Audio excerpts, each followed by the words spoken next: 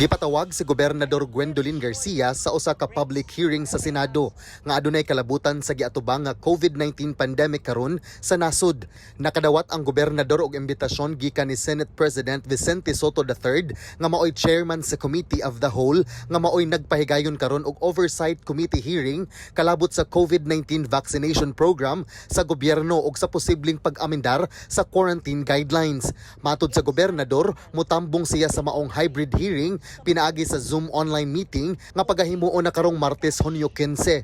Matod ni Senador Soto ngadto ni Garcia nga usa sa mga tumong sa ilang hearing mao ang pag-umol og proseso sa pagkwarantina sa mga Pinoy nga mauli gikan sa gawas sa nasod nga dili taas sama sa posibilidad nga i-exempt kadtong nabakunahan na.